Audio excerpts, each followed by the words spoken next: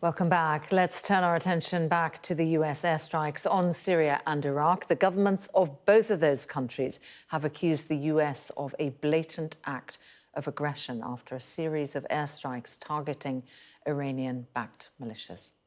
Dr. Hamid Alkifaey, Iraqi writer and academic, former Iraqi Governing Council spokesperson and advisor, joins me in the studio. Very good afternoon to you. Thank you for coming. Your reaction to these strikes, first of all? I mean, nobody seems to think they were a surprise. Well, they were expected because these militias have been attacking American targets in Iraq, Syria, Jordan, and other places, and they act on behalf of Iran. So the United States has actually warned Iraq, especially Iraq, several times and demanded of the Iraqi government to keep a lid on these events and to control these militias.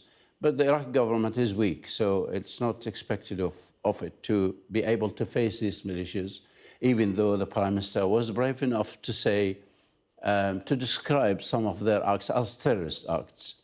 But obviously, no Iraqi would welcome an attack on Iraq or an Iraqi target. These militias are connected to Iran. They are actually part of the apparatus of the Iranian Revolutionary Guard, and any attack should be directed at Iran. Iran is the main source of this problem. Yes, but it has happened. It is a fact. The United States says that it had forewarned both Syria and Iraq that this was going to happen. A pretty fierce response put out by the Iraqi government this morning, describing the act as a new aggression against the sovereignty of Iraq, and then going on to say that the Americans have deliberately deceived and falsified the facts by announcing prior coordination to commit this aggression. They're not aligned at all with the way the US is describing how they've gone about this. Yeah, it is expected of the Iraqi government to say that because they have got to please the militias. The militias are very strong in Iraq, and they have a hold on the Iraqi government. They are entrenched in all areas of Iraq and all important strategic positions. So they have got to say that. But the Iraqi government needs the United States, needs it to help it to fight terrorism in Iraq and the ISIS terrorist groups, and also to protect its wealth, its oil wealth, because all Iraqi oil revenue goes into the United States Federal Reserve account, and that's protected by the Americans. So there is a working relationship between Iraq and the United States, and this will continue despite all these fiery rhetoric. And from what you're describing, though, the public opinion within Iraq is very... it's not supportive of the Americans, is it, despite the fact that there is this working relationship? Well, the Iraqis do blame the Americans for letting Iraq slide into this situation where it has become a satellite of Iran. Iraqis were hoping, after the toppling of Saddam Hussein, they were hoping for a democratic state, a modern state that is allied to the West and that is part of the international system. Instead, they have got all these militias in charge of the government and taking orders from the Iranian Revolutionary Guards, with all this hostile rhetoric coming out of Iraq as if it was part of Iran.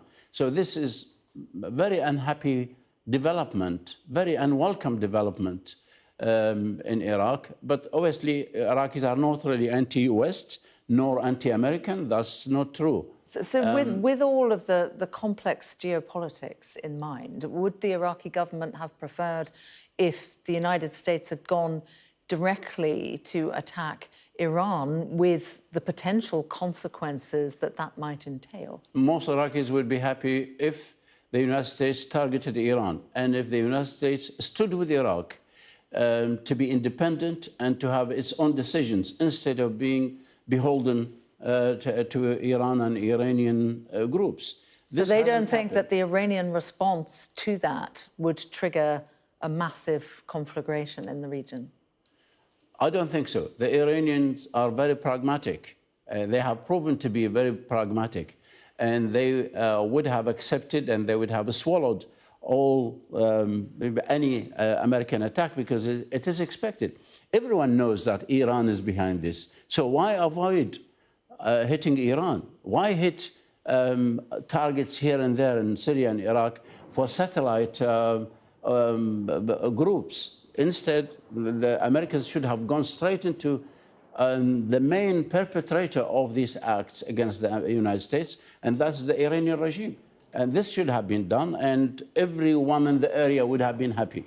The tensions, of course, all heightened around what happened on October the 7th. What do you think this means for the negotiations for the release of the hostages, for a potential ceasefire? Do you think that that has moved further away? Well, to start with, obviously, all people in the area are unhappy about the attitude of the United States supporting Israel come what may. That's not a good policy because Israel has been killing civilians and over 30,000 have been killed so far, and perhaps more because many people were buried under the rubble.